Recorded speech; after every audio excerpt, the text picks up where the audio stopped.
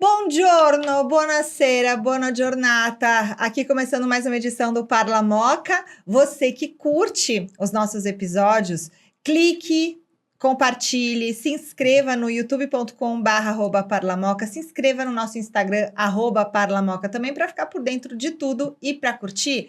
Olá, Ricardo! Tudo bem, Michele? E olha, hoje a gente tem uma entrevista muito bacana, não é isso, Ricardo? Preparem. Prepare-se. Primeiro os agradecimentos, então, para o Grupo São Cristóvão Saúde, o Santos Salone, a Casa da Arte, a panificadora Cepan, que mandou um cofre para a gente bom. Legal, né? O nosso convidado aproveitou também. Corte Kids, a Pizzaria Dui Fratelli, o Colégio Marista Glória, e a Diris Plástico, que faz as nossas canecas aqui. Pessoal, 31 de outubro, Dia das Bruxas, também conhecido como Halloween. Michele, te faço uma pergunta. Doces ou travessuras? Bom, eu prefiro doces. E já entrando no tema, prefiro né? Prefiro doce. Tá faltando balinha aí, né? Tá faltando a bala que eu gosto, que é a de caramelo. Doce de leite. Mas eu prefiro doces. Mas eu sou muito travessa. Eu faço mais travessura. Então, hoje você vai precisar responder uma pergunta que nós vamos fazer para o nosso convidado. O que te assombra? Só no final vou falar o que me assombra. Mas depois eu falo. E o que te assombra? Vai pensando que no final a gente vai perguntar. Muitas Vou coisas. apresentar o nosso convidado aqui, gente. Tiago de Souza. Ele é advogado, compositor, roteirista. Ele é muito curioso. Inspirado na obra de Gilberto Freire, Assombrações do Recife Velho, idealizou o projeto O Que Te Assombra, que tirou das esquinas do sobrenatural assombrações históricas, maldições e tudo que se esconde nos porões do centro de São Paulo. Seja bem-vindo, Tiago! Obrigado, doutor Ricardo. Tiago! Não, doutor não. Doutor para mim é só doutor da alegria. Eu sempre falo isso. O cara fala doutor, não, é doutor da alegria ou quem faz doutorado. Mas você é advogado. Doutor da alegria ou quem faz doutorado. Muito legal. E conta um pouquinho do seu projeto que te assombra, Tiago. Poxa, é meio terapêutico, né? E aquele tipo do assunto que você... Sabe aquela coisa, cuidado com o que você deseja, que você pode conseguir? Ele foi indo, e nasceu de uma necessidade minha, em 2021, aquele período mais agudo da segunda onda de Covid, eu perdi uma tia, e acho que a gente assistiu a morte se apresentando nas nossas casas de maneira muito atrevida, né? Bruta, né? Cruel, sem pedir licença, né? Porque... a gente sabe que vai morrer, a gente sabe que perderemos ao longo da nossa vida pessoas que a gente gosta e tal, mas pelo menos a nossa geração não passou por nada parecido, né? Talvez quem viveu a epidemia de gripe espanhola em 1918, ali, né, terminada em 19, talvez tenha vivido algo parecido, mas tirando isso...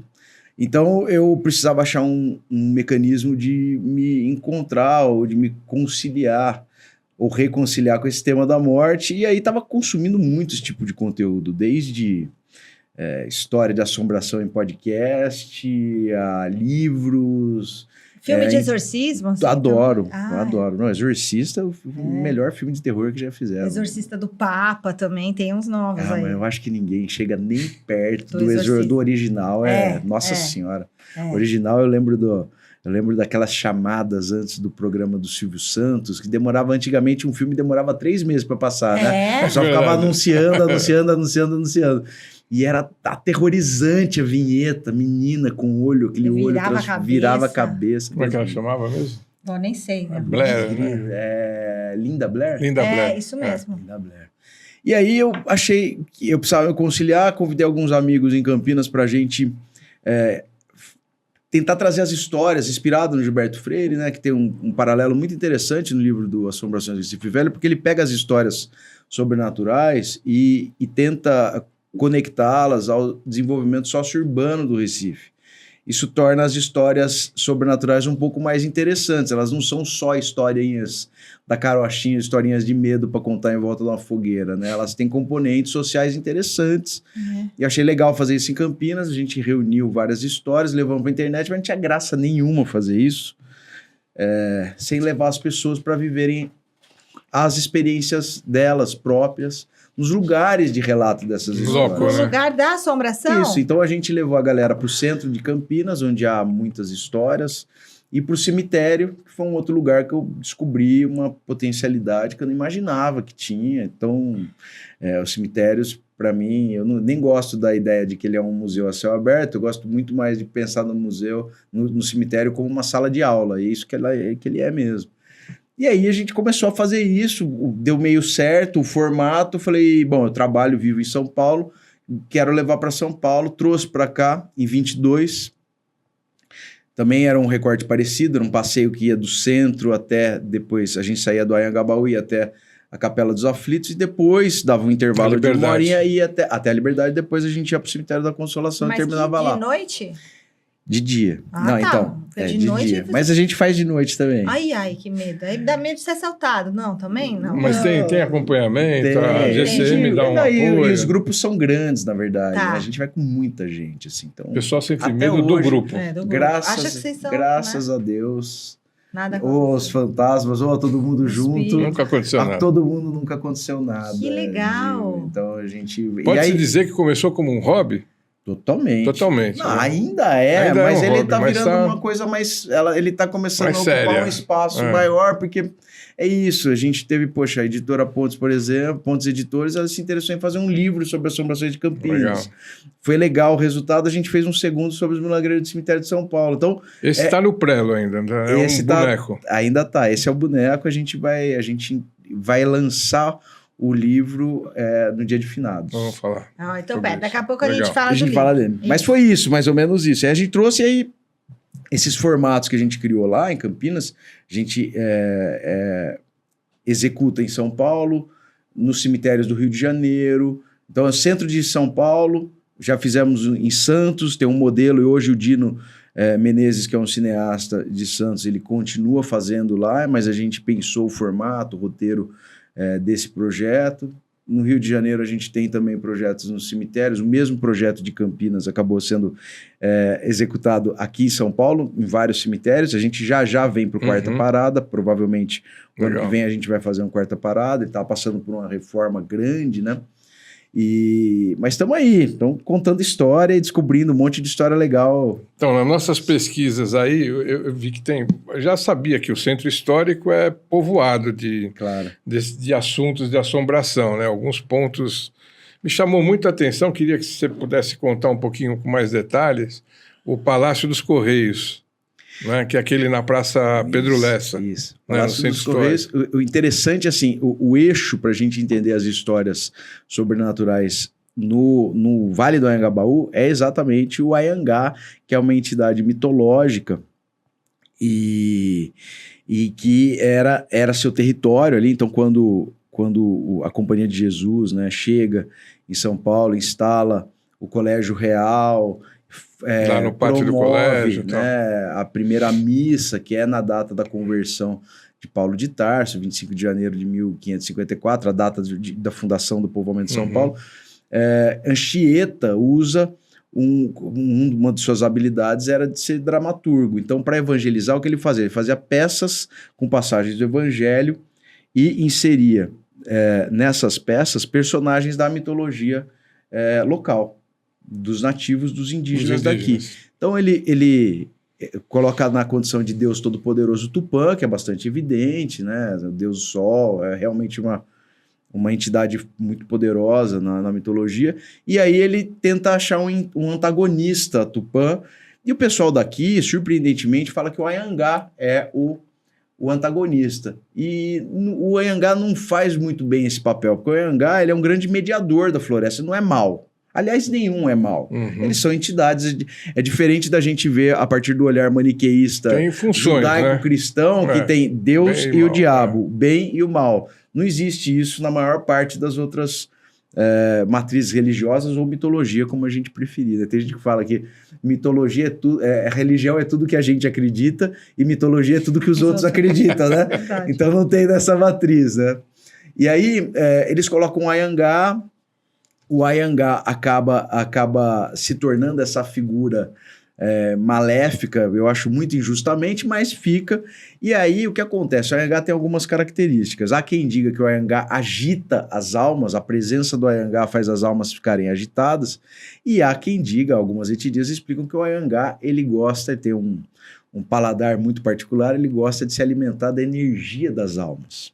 Então, existem essas duas versões. Então, tô falando isso tudo para a gente chegar no prédio dos Correios. Então, o que acontece? Quando morre alguém numa área de Anhangá, ele vai lá, e se ele percebe, ele se alimenta da energia dessas almas, a alma não consegue subir para o Guajupiá, que é um tipo de paraíso, né, onde um lugar, paraíso para a mitologia, então as almas ficam rondando ali. Por isso que a gente, pelo menos na minha teoria maluca, por isso que a gente tem tanta história sobrenatural, tanta história de fantasma no entorno do Anhangabaú. Porque alguém comeu a energia da alma e não subiu. Exatamente. Ou ele ainda não conseguiu, sei lá, atingir a energia que ele precisava para subir. A depender de quem acredita. É isso. Para explicar pelo Anhangá é isso. Ele vai lá e se alimenta dessa energia, ele fica lá. A história que é interessante do prédio dos Correios, que é um prédio que completou 100 anos agora, lindo, em 22, né? Muito bonito. Foi construído em celebração ao centenário da independência. Então, esse ano ele fez... Poupa-tempo hoje? Não. É aquele no Vale do Anhangabaú, praticamente, ali debaixo do Santa Ifigênia, do viaduto Santa Ifigênia, Lago São Bento, ali você olha já...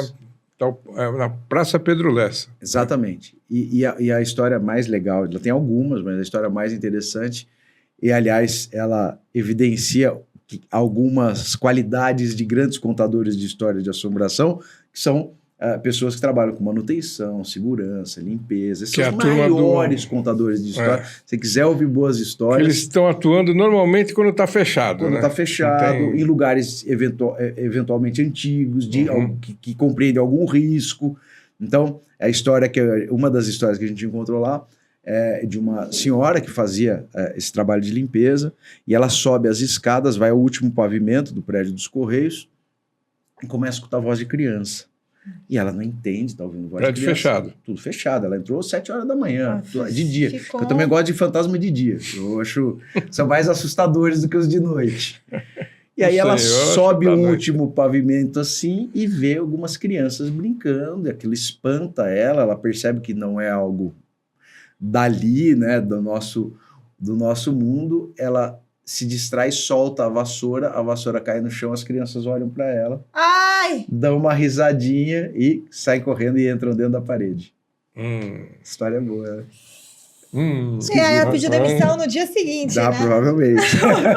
Nossa. E lá foi um hospital militar, né? Naquele terreno dos Correios. Eu não sei. Era um hospital militar? Tinha o Mercado São João também ali. Isso eu vi nas pesquisas aí, né?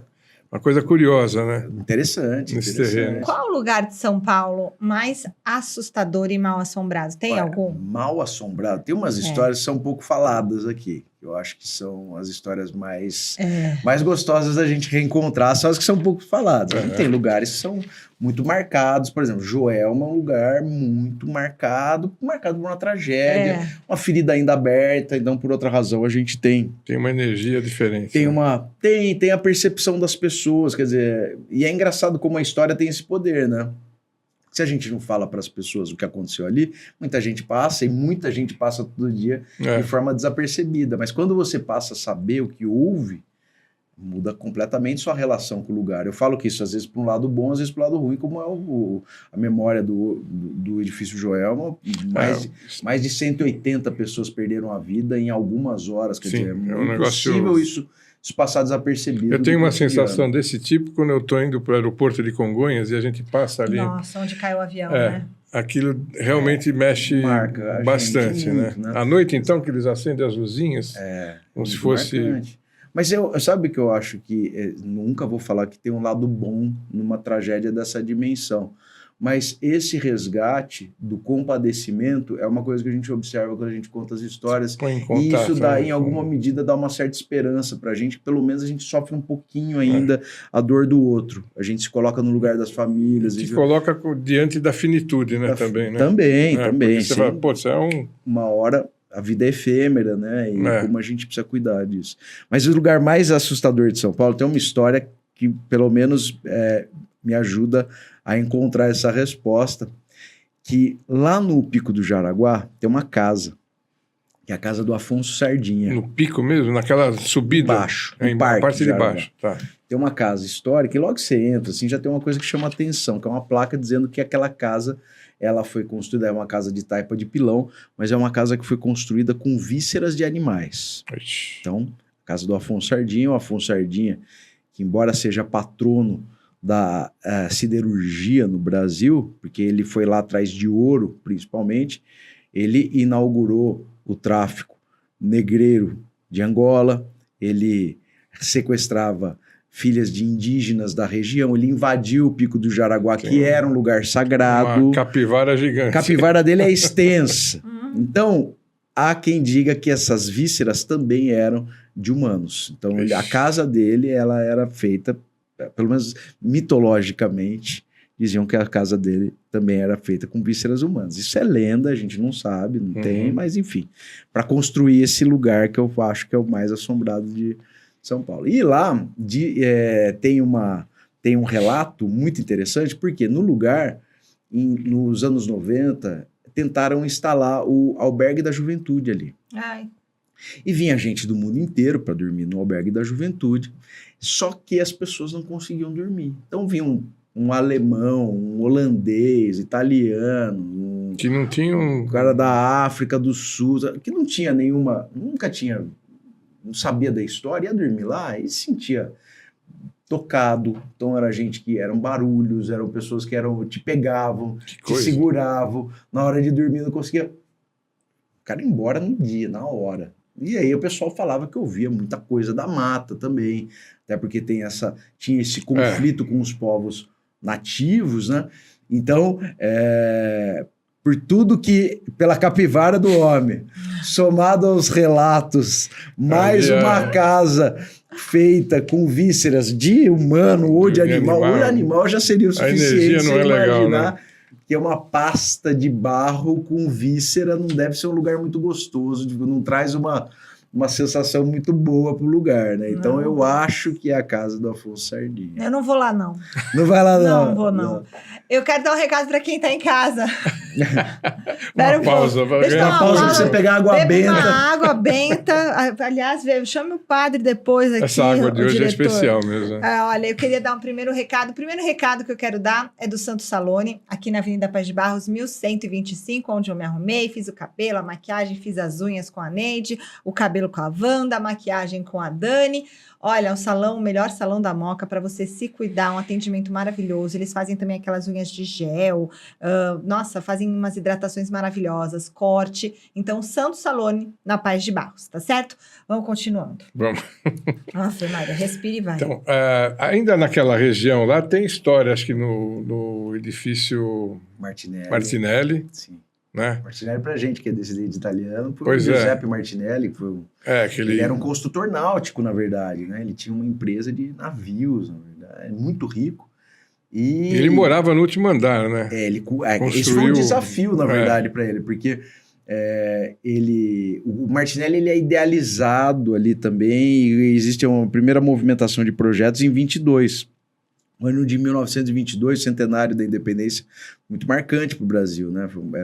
Foi uma efeméride muito, né, lembrada. E aí ele começa a construção em 24 e o edifício era para ter um pouco mais de 10 andares. Não ia ser 14 andares. Só que tinha um concorrente dele no Rio que queria fazer também o maior arranha-céu do Brasil. E o cara vai ter 16, vai ter 18. Que o Rio era a capital federal, não podia perder para São Paulo. Bom, no final chegaram em 25 andares e falaram: ô Giuseppe, tá ficando maluco, cara. Isso negócio vai cair. Ele falou: não vai cair, tanto não vai cair que eu vou morar lá em cima. Construir minha mansão. E constrói uma mansão ainda. Então, o edifício Martinelli, ele alcança lá seus 30 e poucos andares, né? A partir dessa ideia dele de morar e provar que ele não só confiava na sua obra, como ele viveria ali em cima. Não durou muito tempo. O Martinelli ele tem uma inauguração informal em 29, começa a ser mais usado nos anos 30. E aí o que acontece? Ele gastou muito dinheiro. Então, muita gente fala, ele quebrou. Tá? Não chegou a quebrar, mas ele gastou tanto dinheiro que ele resolveu vender para o governo italiano o edifício Martinelli. O edifício Martinelli passa a se chamar Prédio América. E aí, o Brasil entra em guerra, declara guerra ao eixo.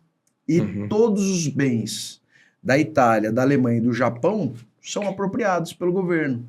E é nesse período que o Martinelli começa a deteriorar. Quando ele passa a fazer parte do patrimônio do governo brasileiro, da União, ele começa a deteriorar, começa a ser invadido. Há alguns assassinatos muito marcantes ainda nesse período, nos anos 40, de um jovem rapaz chamado Davidson. Ninguém sabe exatamente a circunstância, mas depois dele, ele trabalhava numa alfaiataria, ele vai entregar algum material em um dos andares, e aí ele desaparece, aparece morto, degolado, com sinais de violência sexual no fosso do elevador, depois de alguns dias. Há outros assassinatos... Dentro do edifício Martinelli. Dentro do edifício Martinelli. E há outros assassinatos que vão ocorrendo ao longo das décadas. Tem uma que é muito conhecida de uma senhora chamada Neide, que provavelmente era viciada em jogo, por conta de uma dívida de jogo, foi morta. E é engraçado, ninguém fala, ela foi morta. O pessoal falou, não, ela tirou a própria vida, foi suicidada, né? Porque foi suicidada, porque o pessoal falava. E aí tem um assassinato muito marcante, que aí a gente vai começar a dialogar já com a atmosfera sobrenatural do edifício Martinelli. Por quê? Uma menina chamada Rosa foi vista entrando com um homem bem mais velho, ela tinha 17 anos, era menor de idade. Ninguém sabia exatamente qual era a atividade dela, se ela ia, enfim, fazer qualquer coisa lá com esse cara. E aí ela é vista sendo jogada do segundo andar, num terreno que pertencia a um banco contíguo ao Martinelli. O sapatinho dela é encontrado no 17º andar. E desde então começam a ser relatadas algumas aparições de uma moça, uma menina bonita, com toda a descrição dela, né? Então era uma menina jovem, muito jovem, loirinha, e circulando, pairando lá pelos andares mais altos do Martinelli. O Martinelli, quando ele é desapropriado pela Prefeitura de São Paulo, se não me engano pelo Setúbal, eles tiram do fosso, o Martinelli tem um fosso central, além do fosso do elevador. Até o 7º andar era de lixo. E quando começam a retirar, acham ossadas de pessoas. Então muita gente era morta, porque era um lugar que era assim, era um lugar de prostituição, de sinistro, jogo, tráfico de drogas, virou um mundo à parte, Martinelli, meio sinistro. Mas a frequência de histórias começa a aumentar muito nos anos 90. Então, nos anos 90, no Martinelli, tem uma história que eu acho mais... É impactante, mas ela é engraçada até, que o zelador percebe no 14º andar a luz acesa, sobe até lá, vai apagar, ele apaga a luz. Quando ele apaga a luz, ele escuta uma voz: eu tô trabalhando, deixa a luz acesa. Ele falou, pô, desculpa. Ele vai ver quem é. E não tem ninguém. Era um fantasma que estava fazendo serão. Outra história interessante também. Lá os elevadores são aqueles elevadores históricos, né? Que você tem que entrar e fechar, senão eles não andam. Eu tenho pavor desse tipo de elevador. Aquele pantográfico, né? Pantográfico, chama. Elevadores pantográficos. E aí o que acontece? Numa ocasião, eles começam a funcionar sozinho, alucinadamente. Quer dizer, Deus. E aquilo não tem, funcionar, né? Tem só fechar, funciona se você entrar, e é pesado, fechar aquilo, e chamar. Ele não funciona sozinho. Não adianta ninguém chamar do andar que ele vai. Então, eles andando lá, além de vultos e outros fenômenos que a gente chama de poltergeist, né? Que aquelas ações não humanas que a gente não consegue explicar. Deixa eu aproveitar para respirar um pouquinho. Eu vou dar mais um recado para quem está em casa. Quem já precisou de fisioterapia, né? Quem precisa, às vezes, também de um psicólogo, depois dessas histórias de assombração que a gente está escutando aqui, fazer uma terapia e tudo mais, sabe o quanto é fundamental para voltar, né? No caso da fisioterapia, você precisa voltar a ter mobilidade, voltar a ter saúde, voltar a ter qualidade de vida. Então, você quer conhecer um time campeão nesse cuidado? É o time do São Cristóvão Saúde. Estrutura moderna, profissionais super especializados, atendimento acolhedor, tudo que você precisa para cuidar da sua saúde, do seu corpo, também da sua mente, da sua história. Então, investir em saúde é investir em qualidade de vida. São Cristóvão Saúde, sua vida em movimento. Ligue agora para conhecer os planos diversos do São Cristóvão Saúde. 5043 6246. 5043 6246. São Cristóvão Saúde, o cuidado ideal para a sua vida, para a vida da sua família. Sua vida em movimento. Continua, Ricardo. Então, eu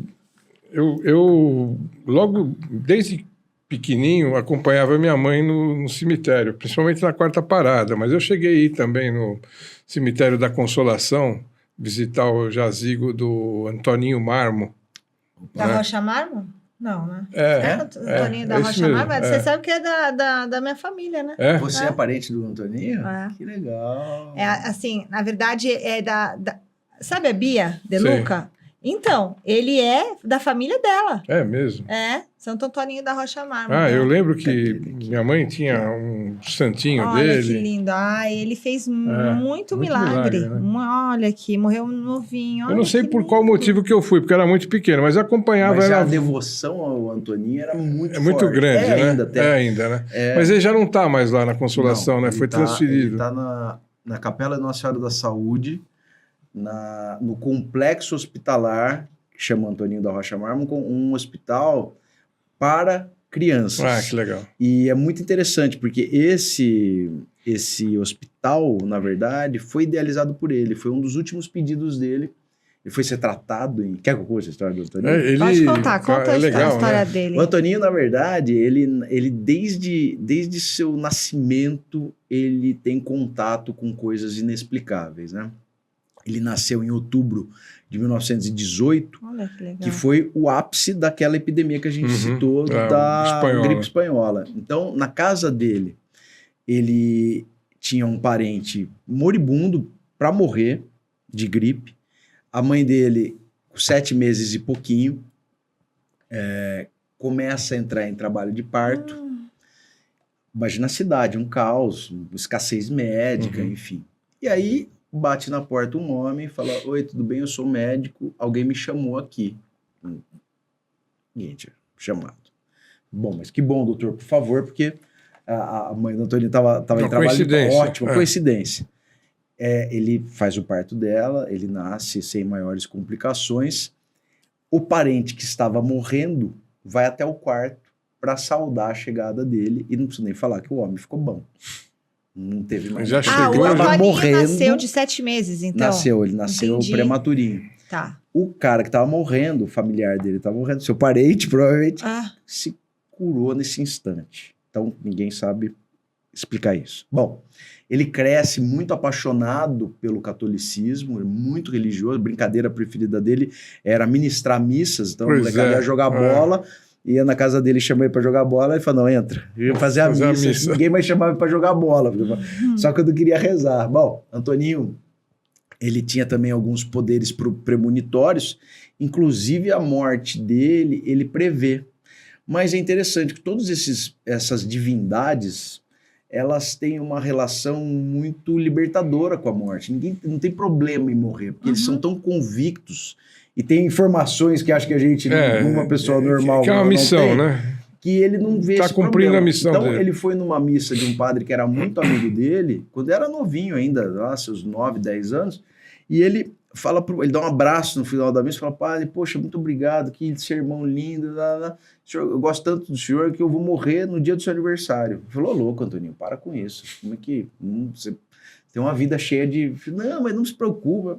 E ele morreu, de fato, dia 21 de dezembro de 1930, tá aqui. 1930. 12 era a anos. data do aniversário do 12 padre. anos, morreu com 12 anos. E ele morreu de tuberculose, quer dizer, não foi nenhuma... Ele não provocou isso, morreu de tuberculose. Claro.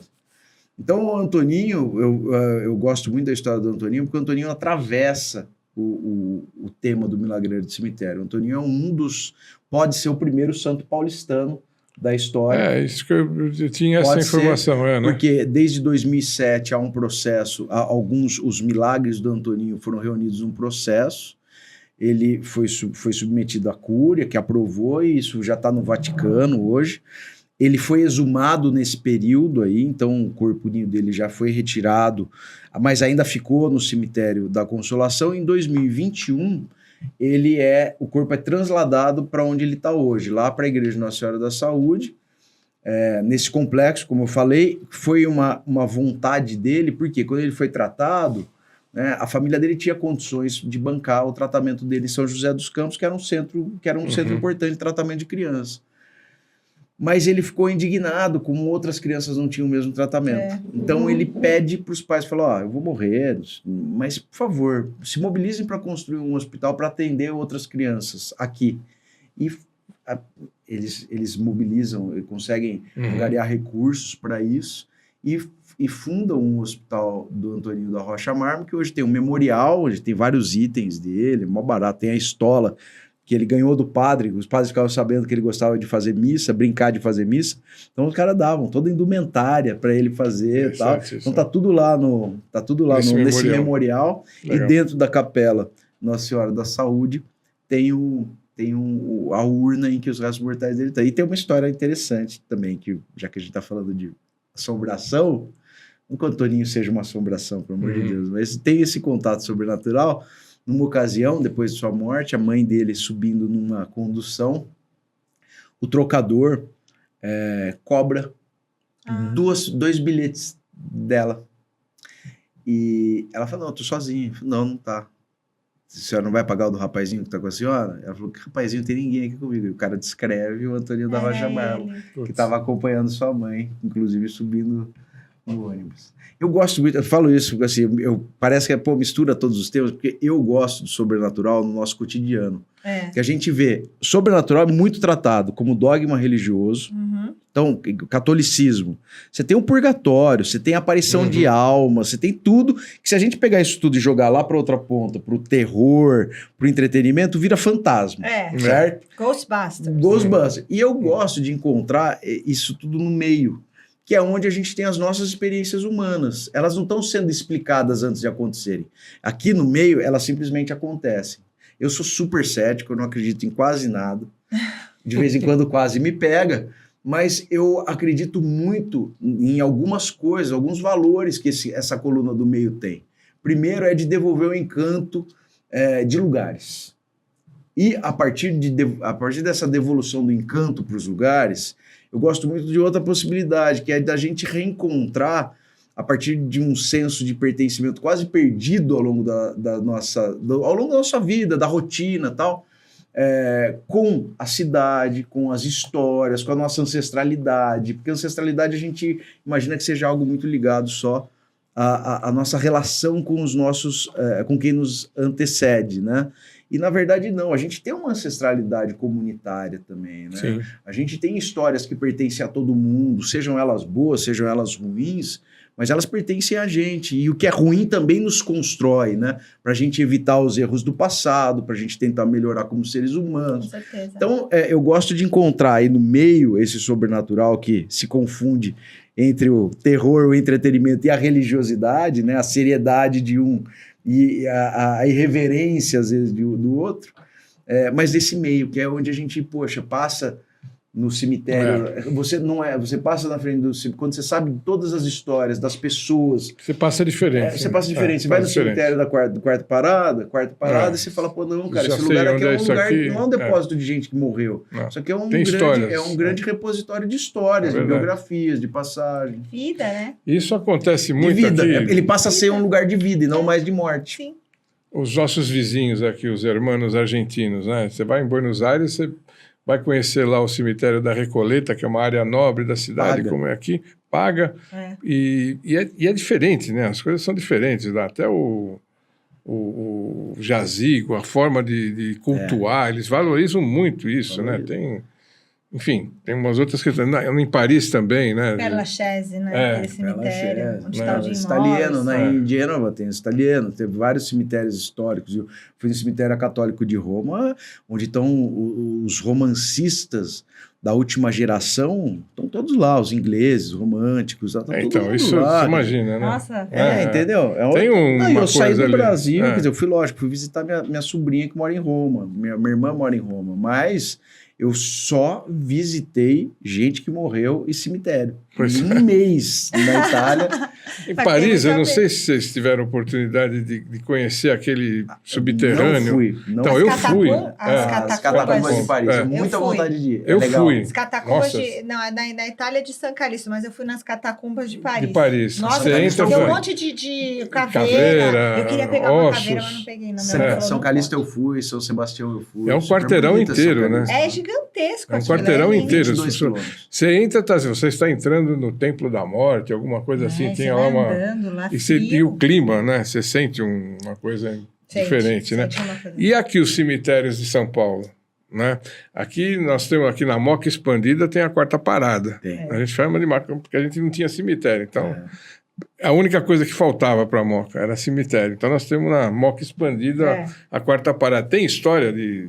Tem de milagreiro lá. Tem. Tem a Felisbina Miller, que é uma história muito... É aquilo, né? A gente nos traz a possibilidade de reflexões, né?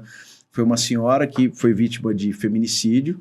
Hoje chama feminicídio, mas antes tinha sido o marido que tinha matado ela, né? Hoje a gente sabe que existe um tipo penal que trata isso. Ela foi vítima do seu próprio marido, de violência doméstica. E ela foi sepultada, e depois dela ser sepultada, houve 3 tentativas de exumação do corpo dela. E porque as exumações são muito naturais, né? Você precisa tirar um corpo para colocar uma outra pessoa. Sim, tá. Então, houve uma tentativa, o corpo dela estava incorrupto, não é que não havia se decomposto, estava preservado. Olha! Que é algo bastante... Raro, um né? fator, mas é um fator deflagrador de Envenenamento. devoção. De devoção. Posterior. Olha, eu já envenenamento. Acho que ela foi... não lembro que tipo de agressão que ela sofreu. Eu não lembro, acho que não foi envenenamento. E aí houve 3 tentativas de exumação. Na terceira já existia essa conversa e já houve... E ela estava ótima. Tava, como se tivesse sido sepultado. Olha... Isso é muito comum em processos devocionais. Tem muitas santas, muitos santos, né, da Igreja Católica. Eu falo milagreiro de cemitério porque eu diferencio de santo mesmo, porque só é santo quem é submetido a esse processo, né, de canonização. Exatamente, o processo canônico, e depois tem esse decreto. Então, milagreiro de cemitério, quem confere essa condição é o devoto, é o povo. Não existe milagreiro de cemitério sem devoto. Alguém acredita na pessoa, acredita na sua graça, na sua capacidade. Então, lá tem o Padre Adelino também. Padre Adelino. Que Padre deu Adelino. nome à rua ali, que é bem próximo. Mas só para fechar, a Felisbina Miller é interessante porque ela depois desse todo esse processo, né, de tentativas, houve o início do processo devocional dela, e ela se torna uma milagreira com algumas especialidades interessantes. Eu falo que é uma clínica geral, então ela atende todo tipo de pedido, mas ela tem 2 pedidos que são interessantes. Um é de que ela ajuda pessoas a passarem em prova. Olha. Existe uma outra milagreira lá no Consolação que também tem essa característica, que é a Maria Judy de Barros, mas ela tem uma outra agora que é mais interessante. Ela vem se tornando a milagreira dos pets. Então, pessoas que querem ajuda para resolver o problema de saúde de seus bichinhos, seus pets, vão lá pedir para ela. Vão pedir para a Felisbina Miller. Interessante, né? Nossa. Também tem o Padre Adelino. O Padre Adelino é muito interessante porque ele é um devoto de Nossa Senhora do Bom Parto. Então, ele inclusive foi o idealizador, ele não viu a igreja Nossa Senhora do Bom Parto ser erguida, porque acho que ela nasceu nos anos 40, ele morreu no início do século... Tatuapé, né? No Tatuapé, exatamente. Ele tinha uma capelinha, ele conseguiu erguer no lugar uma capelinha, mas era uma coisa muito tosca, muito simples, e a igreja mesmo ele não viu, mas foi ele que idealizou a paróquia. E o Padre Adelino, ele ajuda, até pela devoção dele próprio, ele ajuda mulheres na hora do parto, né? Pessoas com mulheres que têm dificuldade de engravidar e que depois têm a gravidez de alto risco. Ele auxilia, ele encaminha, ele ajuda. Esses são os relatos dos devotos. E o Arnaldinho, qual que é a história? O Arnaldinho é um recém-nascido. O que aconteceu? Eu vi o Arnaldinho uma vez, mas eu não achei mais o túmulo dele. Então, ele é citado no livro, mas eu não... Sempre naquela parte mais antiga, que é do lado do Sesc ali, né? O Arnaldinho Olhando é um pouco mais atual. Um pouco mais atual. Mas o Cemitério Quarta Parada, como é que chamava o rapazinho? Luizinho, acho que era. O Luizinho era um menininho embalsamado que ficava exposto também lá em cima, perto da capela, uma capela vermelha da família dele. Até alguns anos atrás, o Luizinho ficava ali exposto. Ele tinha um túmulo que a gente fala que aquelas esculturas em cima dos túmulos são túmulos jacentes, né? Não era exatamente isso. O túmulo dele ficava ali e ele ficava exposto, embalsamado até muito tempo. A família, depois de um período, levou. Mas Quarta Parada é incrível, né? É um cemitério importantíssimo. Agora eu estou entendendo o livro, O que te assombra, Milagreiros de Cemitério. Então são aqueles que não são ainda santos canonizados, mas que têm uma história de devoção das pessoas. E aqui tem os vários cemitérios. Então, nesses vários cemitérios, em cada cemitério você traz pessoas que são... os milagreiros. Os milagreiros. Então, aqui tem o cemitério dos aflitos no centro, cemitério da Consolação, cemitério do Araçá, o da Lapa, a Necrópole São Paulo, o cemitério da Vila Mariana, cemitério de Santo Amaro, cemitério Chora Menino, freguesia do Penha, Vila Formosa, Quarta Parada, que tem o Arnaldinho, Padre Adelino, a Filisbina Miller que ele contou. E esse daí era interessante você falar do cemitério o São Pedro, e que é o da Vila Alpina. São Pedro da Vila Alpina, que é onde tem crematório agora também, né? Tem um crematório lá da Vila Alpina. Ai, puxa Mas vida, tem a história das 13 almas. Das 13 almas. O livro tem várias ilustrações aqui. Nossa, muito legal. O que é as 13 almas? As 13 almas é do Joelma, né? Joelma. As 13 almas do Joelma, muito interessante, porque também tem uma mitologia muito particular, as 13 almas. Depois eu conto a atualização dessa história agora, mas a história é sempre... Bom, Joelma, um super trauma, né? 1º de fevereiro de 74, aquele incêndio terrível. E 13 pessoas, depois de mais de 30 dias, não haviam sido reclamadas no IML. E é bastante fácil de explicar, de entender isso, né? Meu avô, por exemplo, tem uma parte da família que é italiana, outra parte é paraibana. Meu avô veio da Paraíba, brigado com o pai dele, ele ficou sem falar com a família dele 30 anos. Não existia WhatsApp, não existia... Ele saiu brigado de lá, muito difícil. Ele não falava. Então, se meu avô tivesse morrido nesse intervalo, ninguém ia saber de nada dele. Enfim. Nem ia saber depois também, então, né? fala assim, mas ninguém reclamou as almas, ninguém reclamou esses corpos? Pode ser que não. Se fossem pessoas de outros estados, de outras cidades, que não estavam conectadas. Sim, verdade. Enfim. Então, essas pessoas não são reclamadas, são levadas em 2 etapas para o cemitério da Vila Alpina, que é um cemitério, à época, relativamente novo, né? Ele é de 71. 71, né? Isso mesmo. Então, essas pessoas são sepultadas numa área lá, são 13 pessoas que morreram.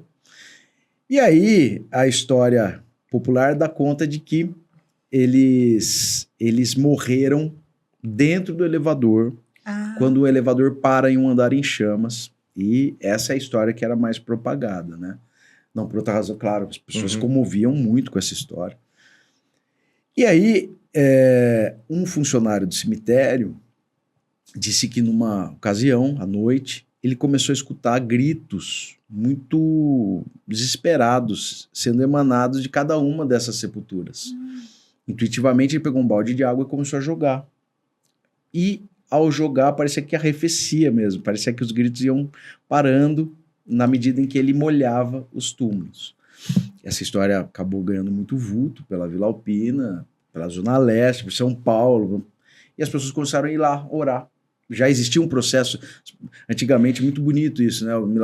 O fenômeno do milagreiro do cemitério tem isso, né? A gente percebe a ideia de um tipo de empatia comunitária que antecede os próprios pedidos de ajuda. Né? Então, é bonito ver isso, que naquela época a gente sofria a dor do outro, que a gente não...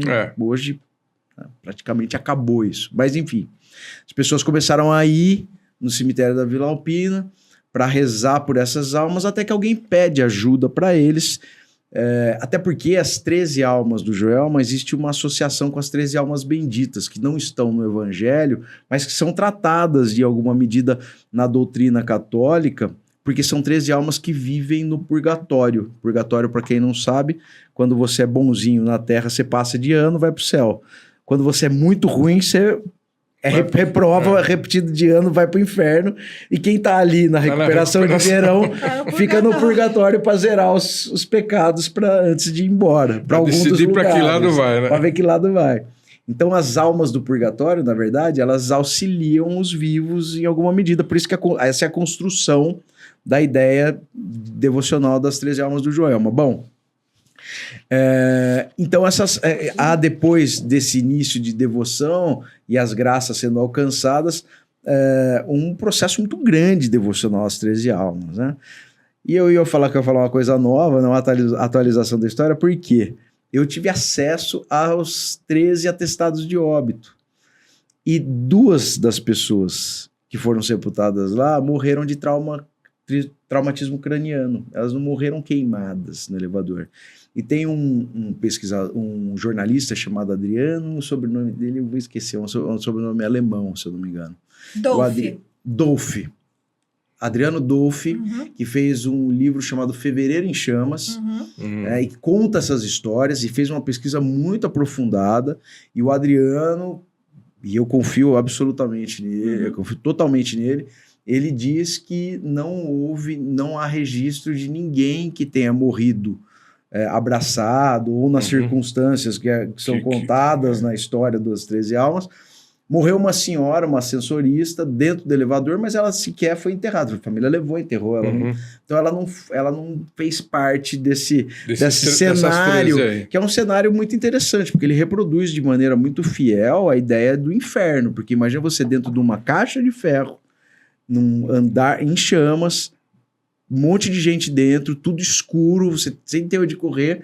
Então eu entendo também essa construção das 13 almas, né, desse martírio terrível que essas pessoas... E que não deixaram de ter um martírio terrível. Morreram...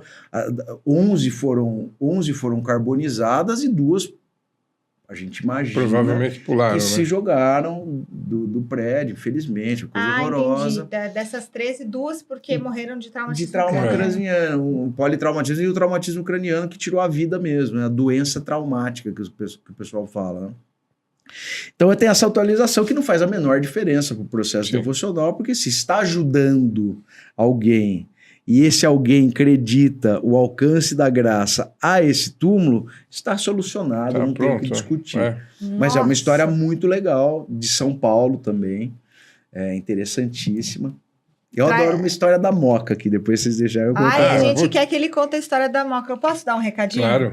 Ricardo, eu te falei que eu fui conhecer o Marista Glória, o colégio? Pois é, você falou. Você ficou encantada, Eu fiquei encantada. Eu gosto de falar isso sempre para vocês. Eles estão agora na época também de rematrículas, de matrículas para novos alunos. Aproveitem, porque daqui a pouco acabam as vagas.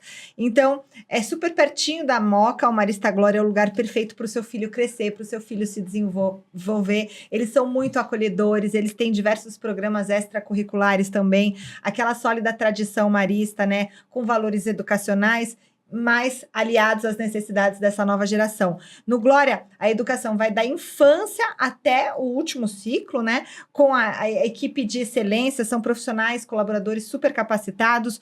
Todo aluno é muito bem acolhido, é conhecido pelo nome, é tratado como um ser humano e não como um número.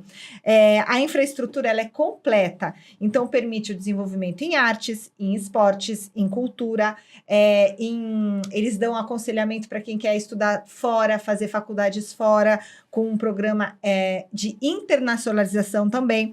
A grande aprovação de alunos do Glória nas melhores universidades comprova a qualidade do ensino deles. Então, papais, mamães, fiquem atentos, porque matrículas estão abertas, vale muito a pena conhecer o Colégio Marista Glória. Agende a sua visita lá com a Adriana, eu fui visitar com a Adriana. O seu filho merece o melhor. E leve o seu filho junto para ele conhecer toda a estrutura maravilhosa do Marista Glória. A gente vai colocar o telefone aqui embaixo, ó, 3207-5866 ou o 2699-5605, @Marista Glória no Instagram.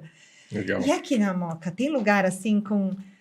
Ai, com assombração, já me fala que na verdade, vamos na verdade é uma longe. história, eu acho que ela é uma história que tem muito impacto, pode ter muito impacto aqui no bairro, né? Ou não, depende, se vocês acreditarem na minha história, é um marco histórico para o bairro, senão vou achar que é uma doideira. Só podia ser na Moca essa Não história. podia, o que é? Já tem seguinte, aqui. Você vai ver.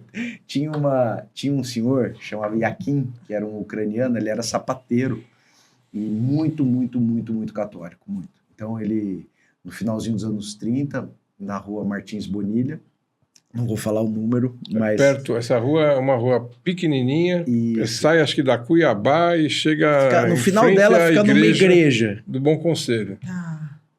Bom, é uma ruazinha pequenininha. Olha que coisa, né?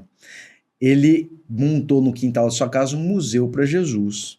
E extremamente religioso, como eu falei, teve um sonho com a Eva mesmo, a Eva, mulher do Adão. Olha! A Eva falou para ele, Yakin, você está muito próximo do sepulcro do meu filho Abel que foi morto por Caim. Falou, eu estou muito perto? Bom, beleza, aquilo ficou na cabeça dele. Um dia ele estava fazendo uma escavação no quintal dele e acha um tipo de terra, uma areia completamente diferente das outras. Tinha um perfume diferente, tinha uma coisa e tal. Aí ele falou, achei o sepulcro do Abel.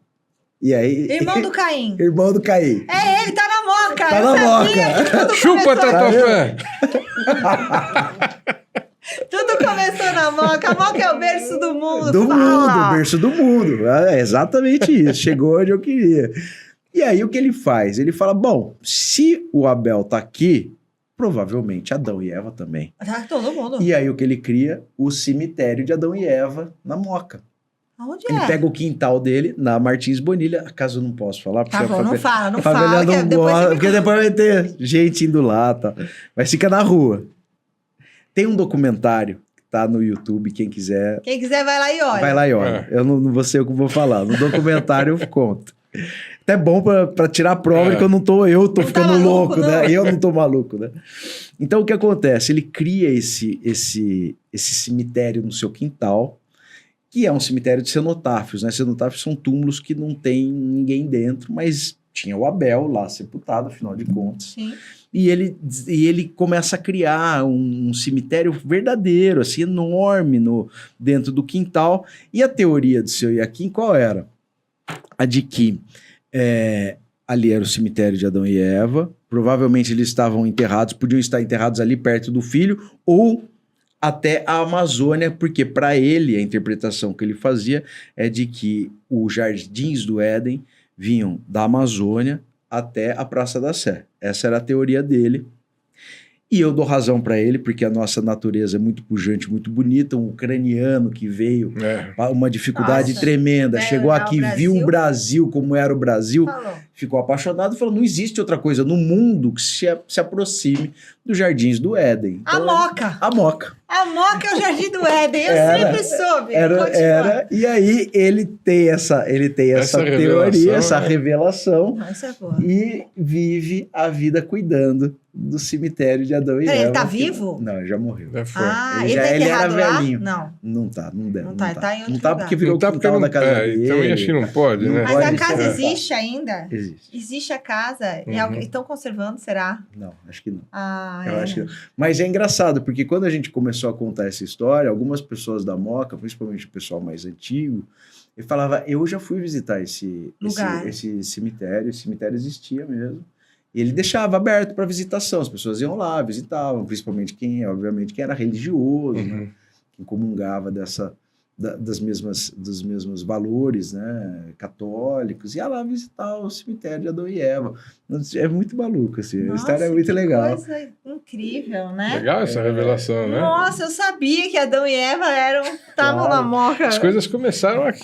Tudo tá fazendo sentido pra mim. E a gente fala assim, poxa, você fala, o cara era maluco, não sei o quê, tá muito claro que a leitura que se faz é sempre essa, mas na verdade, para mim, é uma grande declaração de amor ao Brasil e a Moca mesmo, é o bairro que ele vivia. É uma grande declaração de amor, quer dizer, o cara não viu beleza nenhuma, né, diante dos olhos dele que superasse o que ele tinha aqui no Brasil, a ponto dele imaginar que dentro de toda a interpretação do evangelho que ele fazia, não existia outro lugar no mundo que poderia chegar perto de um Jardim do Éden, senão que vinha da Amazônia, algo que viesse da Amazônia e terminasse na Praia da Sé. É bonito isso. E malucos somos nós, eu acredito. Eu também eu acho. acredito ali, entendeu? Então eu não posso achar que ele é maluco, eu acredito. Porque Eu também acho. aquele rio lá, os rios da Amazônia, eles vão descendo, desembocando pra cá também. Quando seca lá, vai secando aqui também. Claro, está tudo conectado. Tudo está conectado. O pessoal falava antigamente que a Amazônia era o pulmão do mundo, equivocadamente, mas ela, na verdade, é um grande rio, né, aéreo, né, que traz essa umidade para o país, daí a razão da preservação dele, né? E a gente vai ver que é isso, é um rio celestial. Um rio celestial. Eu sempre achei que o Jardim do Éden fosse lá na região do Iraque, ali Mesopotâmia e tal. Tá, agora eu tô errada, porque é na Moca. E o Abel tá aqui. O Caim não morreu ainda. Não vou falar uma coisa engraçada? Hoje eu li no meu estudo, todo dia eu estudo a Bíblia, eu li Gênesis 4 e fala justamente sobre, olha como o mundo a vida é louca, sobre a Caim matando Abel. Que louco. E Caim tá aí, tá vivo aí até hoje. Não existe coincidência. Ainda mais nesse universo nosso do sobrenatural, não existe coincidência. Existe, era coisa louca. E a Domitila de Castro, a Marquesa de Santos? É a do Dom Pedro? Era. É a amante dele? Era. A gente foi fofoca. Ela virou milagreira também, não foi? Também milagreira, a Marquesa? E, aliás, foi um italiano que reconheceu a sua divindade, né? Foi o Mário Zan. O sanfoneiro. O sanfoneiro, Mário Zan? Mário Zan. Que orquestra, né? Orquestra Mário Zan. O Mário Zan, a filha dele estava passando por uma dificuldade de saúde, ele pediu ajuda da Marquesa, a Marquesa, segundo ele, intercedeu. Peraí, viva ou já falecida? Morta. Bom, né? Morta. E aí... Tô atrapalhando. mas você sabe que é engraçado, até do ponto de vista da construção da devoção, desse tipo de devoção, porque as interpretações literais do Evangelho, né, falam das pessoas, de Jesus principalmente, ter ressuscitado. E não há necessariamente esse ressuscitar, não precisa ser necessariamente, não é físico. Ele ressuscita, vai para o céu, mas na verdade ele ressuscita no coração de cada um. Sim. Então, você não está totalmente errada, né? Tá porque bom, ela obrigada. renasce, ela ressuscita no coração do Mário Zan, né? Deixa de ser morta para, a partir da ajuda que ele deu, ela ressuscitar, né? E aí, a partir disso, ele começa a cuidar da sua campa, né? Na Consolação, né? No cemitério da Consolação, fica bem de frente, assim, não sei se é uma coincidência, ele comprou um terreno diante do terreno da Marquesa, o fato é que ele está bem de frente para a Marquesa de Santos, na entrada do lado da capela, que ela foi uma benemérita do cemitério, deu dinheiro para a construção da primeira capela do cemitério. E aí ela acaba se tornando uma milagreira, uma intercessora importante, e talvez por todos os estigmas, porque a Marquesa de Santos, a gente lembra imediatamente que ela foi amante do Dom Pedro, mas ela teve uma vida muito difícil, obrigada a se casar com 13, 14 anos, com um cara que era um crápula, que agredia, violentava, ela tentou se separar dele, resolveu, inclusive com o apoio da família, imagina isso, 1800 e não sei quanto lá, ela foi muito provavelmente a primeira mulher separada oficialmente no Brasil. Não existia divórcio, a lei de divórcio é relativamente nova, mas ela foi a primeira mulher que foi separada, porque esse cara, na última tentativa de reconciliação dele, deu 3 facadas nela. Então, uma vida sofridíssima dela, e depois ela tem a redenção amorosa com Tobias de Aguiar, que também que era militar, né? Que era um militar, um liberal militar, né? Ele se opunha muito, tinha, junto com o regente Feijó, Diogo Feijó, padre Feijó, inclusive incitou uma revolução liberal em, se eu não me engano, 1844, foi até em Campinas, essa revolução, e ela tem a redenção amorosa da vida com o Tobias de Aguiar. Então ela vive os últimos anos da vida dela e dele, Nesse solar da Marquesa, ali perto do pátio do colégio, ali, porque ali tem o solar da Marquesa, né? E tem uma história de assombração dela ali. É interessante. Houve uma reforma no solar da Marquesa, e a reabertura foi com uma mostra de itens pessoais, história de sua vida, lugar super bonito. E aí as pessoas que foram convidadas, saíam do Solar da Marquesa cumprimentavam os curadores da mostra, falavam, nossa, lindo, tudo muito bonito. E que ideia boa que vocês tiveram de trazer um ator e uma atriz para fazer as vezes da Marquesa e do Tobias e Aguiar. Falou, a gente não contratou ninguém. Então eles ficavam circulando com as pessoas. E tem que fazer uma foto disso. Tem uma foto? Tem. Aquele lugar, Depois ele é muito tipo um beco, né? Porque ele é uma ruazinha... A foto dos dois fantasmas. Uma moça tirou uma foto de um armário e um reflexo aparece os dois, assim. Quem conta essa história também, não pode deixar de ligar, é o professor Paulo Resulti, historiador. Eu acredito muito nisso. E é uma ruazinha estreita que já dá um clima bem... O Beco do Roberto Pinto, Simons, o Beco ali, do né? Pinto, que fica Casa 1, Beco do Pinto, Solar da Marquesa. O Beco do Pinto também tem muita história de assombração, porque a Casa 1 foi uma espécie de IML, né, de delegacia. Então, tem um amigo que participou até do nosso passeio, que era GCM, e ele falou que, numa ocasião, ele estava fazendo a guarda com outro cara, e aí o Beco do Pinto ele fica aberto durante o dia e fecha à noite. E eles passaram, tinha um cara dentro, já era horário de estar fechado, já era noite, passaram, tinha um cara dentro do Beco do Pinto, eles voltaram, olharam pro cara e falaram, rapaz, não pode ficar aí. O cara olhou para eles assim e correu para dentro da Casa 1, entrou dentro da parede da Casa 1. Nossa Senhora. Ô, Tiago, o que te assombra? O que me assombra? Essa pergunta a gente faz recorrentemente, porque né? você falou que é cético. Isso, eu sou. Então, no que você... Primeiro, no que você acredita e o que te assombra? É meio careta essa resposta, não é muito... É meio caretinha, mas a gente, na verdade, começou... O que me motivou a fazer o projeto foi a forma assustadora que a gente se transformava em números no período da pandemia. Então, isso foi uma coisa que eu falei, porra, jura por Deus que a vida é só isso? A gente vive, tá? Onde é que estão os nossos afetos? Onde a gente guarda a nossa história? Porque a gente não... A gente fala muito pouco disso, né? A gente fala muito pouco disso. Isso, no primeiro momento, foi isso que me assustou. Poxa, como a gente como a gente não tem um instrumento poderoso para a gente se manter aqui. E eu não estou falando nenhum apego espiritual, estou falando isso a partir da memória. Para mim, eu gosto de contar histórias que são possíveis de serem compreendidas por todo mundo. Então, quando eu vou no cemitério, eu não vou lá e falar assim, olha, um aparelho, olha, eu estou vendo aqui, você não está vendo? Não, mas eu estou vendo. Tal. Eu não gosto disso. Eu acho que isso me coloca numa condição de, eu sou melhor que você. Eu gosto de contar coisas que todo mundo possa saborear, experimentar, entender. E depois a pessoa vai sentir do jeito dela. O que ela quiser, da forma dela, e a experiência dela acrescenta muito a minha. Porque eu sou um cara cético, eu não acredito em muita coisa, então eu adoro quando as pessoas acreditam em outras coisas e me contam as outras coisas. Eu não rechaço experiências, ao contrário, elas são fundamentais pra gente. E hoje eu falo que o que me assombra de verdade é a falta de memória. Para mim, isso é uma coisa que me assusta. A gente ignorar a nossa história, a gente esquecer a nossa história, a gente tentar... a gente deixar de lado como se isso fosse menos importante, como se preservar um cemitério a partir dessa perspectiva não fosse algo muito importante. Como se, sabe, a gente entender o valor dos nossos erros, dos nossos acertos. É chavão mesmo, mas... a vida acaba, mas a nossa existência não precisa acabar. A gente precisa continuar existindo, porque é lá que a gente vai, a gente vai resgatar um valor ancestral importante, uma história necessária de um erro para a gente não cometer de novo.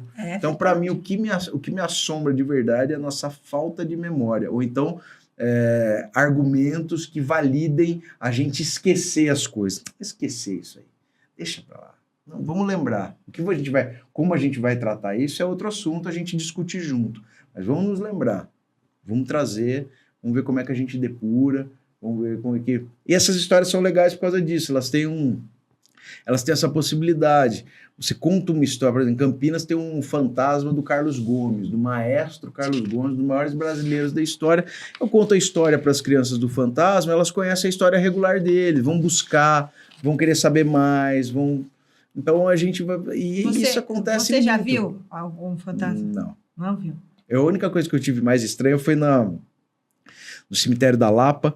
Um dia estava Depois tem uma outra história também que eu posso contar, que também foi uma experiência esquisita. Eu fui filmar um túmulo que me intrigou. Eu tava até estudando pro próprio livro dos milagreiros. Estava atrás de 2 milagreiras lá. Fui filmar um túmulo que estava na parede e... A hora que eu fui me aproximando, parecia tinha um armário assim, uma cortininha e os pezinhos, evidentemente, de uma imagem, né? E aí bateu uma brisa assim na minha cara. Não tinha vento, não tinha nada. Tava longe dos cruzeiros, que é onde o pessoal faz trabalho, assim. E bateu uma brisa de um cheiro muito forte de vela e de incenso. E aí eu falei, bom, acho que é pra eu ir embora, né? Então eu fui embora e cheguei em casa, os vídeos que eu tinha feito, fiz no celular, estavam sem som nenhum. Então isso é impossível acontecer, né? Não tava com microfone. Eu nem sabia que tinha microfone ainda e tal. Olha só. Então foi bem esquisito. O cemitério é um campo santo, né? As pessoas dizem muito isso. Então você tem que respeitar, né? Respeitar, pedir licença para entrar naquele espaço, para sair. Pede licença, Thiago. Eu não faço. Sabe por que eu não faço isso? Não. Porque eu coloco um bloqueio nessa crença. Nessa ideia. Você já entra. Porque o meu propósito não é esse. Né? Meu propósito é outro. Eu nunca pedi licença também. Sabe eu pedia, mas depois alguém me falou isso, eu passei a fazer. Não, tudo bem. E aí te faz bem. O problema não é entrar, o problema é sair com eles.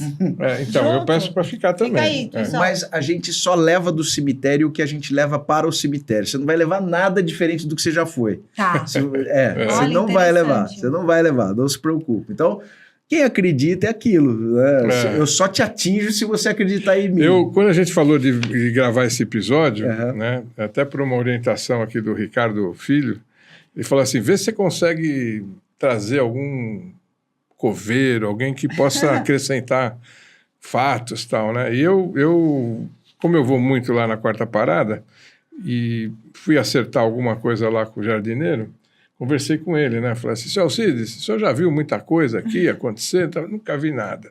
É um senhor já. E ele já herdou esse trabalho do pai dele, né? E seu pai? Também nunca viu nada. A gente é católico, a gente não vê nada. Eu falei, caramba, eu achei que ia ter alguma história. Eu falei, não, quem tem história é o Alexandre, que é o coveiro. Eu sou jardineiro. Mas tem um lá na Lapa... Mas eu não consigo falar com esse Alexandre até agora. Eu não vou falar o nome dele, não me deu autorização, mas lá na Lapa tinha um coveiro que viveu uma experiência muito estranha. Ele falou, foi a única vez, eu não gosto, não vejo nada, nunca tinha acontecido nada, mas numa ocasião, ele já na hora tinha acabado de fazer um sepultamento, perto do cruzeiro antigo, na entrada antiga do cemitério, não do cruzeiro antigo, da entrada antiga do cemitério, que eu acho que até era o cruzeiro antigo, ele viu uma mulher e ele falou alguma coisa para ela, do tipo que tá fechando o cemitério, e essa imagem, essa coisa, esse espectro, foi para cima dele e atravessou ele, assim, Nossa. E ele falou, a única vez... Eu falei, pô, mas também não precisa ter outra. Se tivesse outra... Cara, ele é bom forte do coração morre, dele. Né? E olha que engraçado, toda vez que tem esse avistamento, digamos, né, do espírito, as pessoas não percebem que é um espírito, né? Então, por exemplo, ele achou que era uma mulher de verdade, o guarda achou que era uma pessoa ali de carne e osso, quando eu falo de verdade. Os outros acharam que era um ator na casa da Domitila. Claro. Então, acho que vai ver quem tem essa mediunidade, eu não sei se as pessoas têm, ou se todo mundo é capaz de ver, ou num dia pode estar mais aflorado. Aí, de repente, você está vendo uma pessoa que, na verdade, não é uma pessoa. Mas, Michele, você sabe Já que tem lá em Roma, tem um museu que chama Piccolo Museo delle Alme del Purgatório, que é o museu é o pequeno museu das almas do purgatório. Bom, fica lá numa igreja chama Igreja do Sagrado Coração e Sufrágio, que é a única igreja gótica de Roma. Um padre chamado Vitor Jouet, num incêndio que houve no lugar onde é essa igreja, existia uma capelinha menor e ela foi incendiada. Ele estava ajudando a apagar. E ele viu um espírito no meio do fogo. Ele achou aquilo super estranho. E quando apagou o fogo, ele viu que a mesma imagem estava impressa como se tivesse sido pirografada num altar de Nossa Senhora da Conceição. Ele ficou muito impactado, porque ele tinha visto aquela mesma imagem no fogo, e depois ela conversou com o Papa da época, que se eu não me engano era Pio X, e pediu para ele, falou, posso montar um museu e estudar esses acontecimentos, né, esses contatos entre vivos e mortos, ele autorizou. E ele criou esse museu. Ao longo de sua vida, ele juntou 14 casos. E qual que foi o critério para ele inserir as histórias nesse museu? Ter evidência física. Exatamente por isso que você falou. De você não ter a certeza se aquilo é verdade, não é, se alguém viu, não. Então, o que ele começou a reunir? Elementos que provassem que pessoas haviam tido experiências sobrenaturais. Então, por exemplo, lá tem um livro de oração de uma suora, de uma madre, que estava rezando e apareceu uma outra madre do mesmo mosteiro dela, só que tinha morrido há 30 anos. Ela se manifestou, apareceu para essa madre e falou: eu estou no purgatório, eu vim aqui pedir orações para minha alma. Por favor. Como é importante orar, hein? Orem por mim, rezem por mim, não sei o quê. E ela ficou naquela coisa, não sabia se estava em transe. O que essa alma do purgatório fez? No livro de oração dela, segurou com os dedos. E eu não sei que tipo de vibração, que tipo de lugar que é, qual que é a temperatura. Ela queimou, ela cauterizou o livrinho dessa outra senhora. Com dedos, assim, pareciam dedos queimados. Outra história, Padre Panzini, um padre também, que também estava no purgatório, também apareceu para uma madre, pediu uma missa para ele, e o Padre Panzini, ela estava meio à distância dele. O que ele fez? Ele colocou a mão na madeira e colocou o crucifixo dele, o crucifixo que ele carregava, que ficou pirografado. Então, ele leva para o museu essas evidências físicas junto com os relatos para provar que essas foram experiências, um tipo de certificação de que elas ocorreram, mesmo para as pessoas não acharem que era um sonho, que era uma ilusão, que era uma alucinação e tal. Então levavam evidências físicas. Tem que começar a fazer isso. Quando você achar que é sobrenatural, você fala: vem cá, dá uma queimadinha aqui para mim. Vem aqui, pega aqui. Não, isso que você falou é importante, porque isso tem a ver com a questão da memória. Claro. Questão de preservar a memória dos seus antepassados e orar, né? Então tem missa do 7º dia, missa do não sei o quê, e às vezes você não quer ir na missa, mas você faz uma oração por aquele seu antepassado que faleceu, porque de repente ele pode estar ali. O meu marido falou que os judeus cobrem os espelhos da casa quando falece alguém da família, para que esse espírito desse morto não se veja no espelho nesse período, porque tem um período ali digamos, de transição. Vai ver que é justamente esse período do purgatório. Eu nunca tinha pensado muito nisso, né? Agora você me ajudou a formular isso, porque eu acredito muito nos espíritos. Aí eu penso, por que uns vão, uns ficam, uns, né? Então, às vezes falta essa oração, falta essa energia que o Anhangá lá, que talvez não seja exatamente o Anhangá, mas falte essa energia, para a pessoa ir. Embora. A gente e ela fica presa aqui. Só para complementar isso, eu juro que eu não falo mais, eu falo pra caramba. Não, fala muito. Mas a gente estava conversando, Ricardo, que existem algumas devoções pré-cristãs, romanas principalmente, etruscas, que são as devoções familiares. A adoção que a gente até hoje tem no nosso ordenamento jurídico, que nasce do direito romano, né? As bases do nosso direito vêm do direito romano.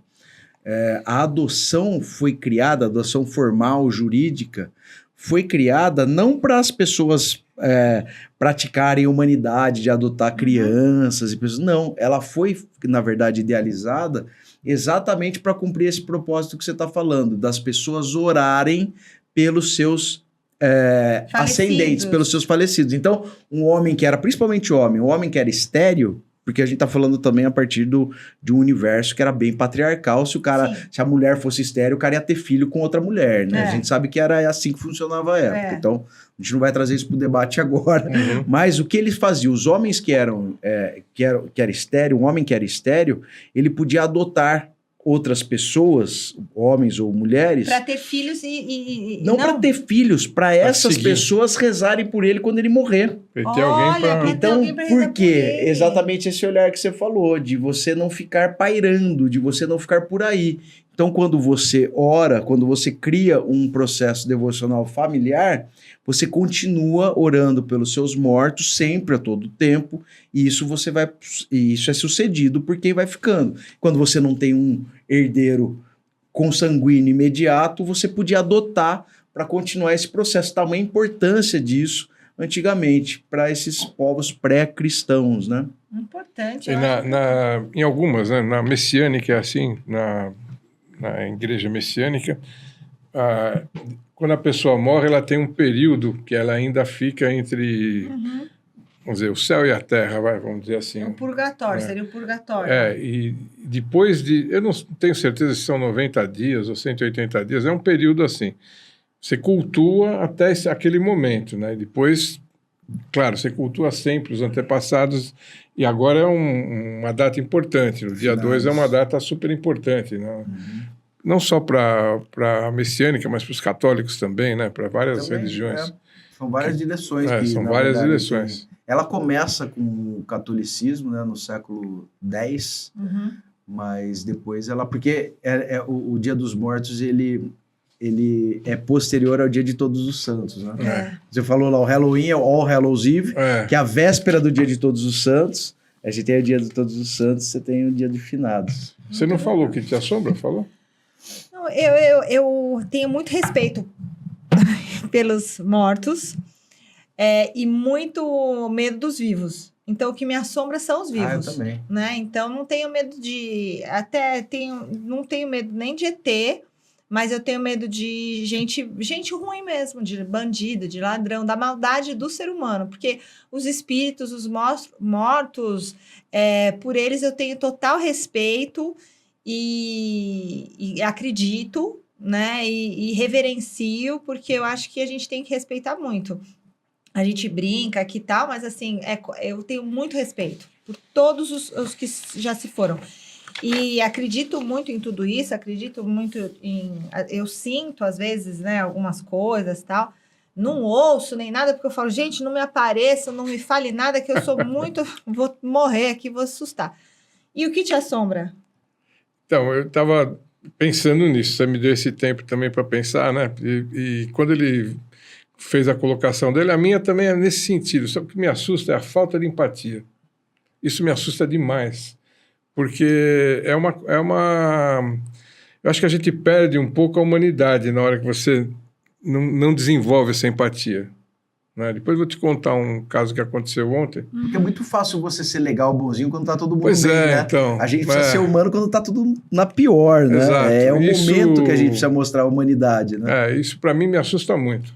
Porque parece que as pessoas...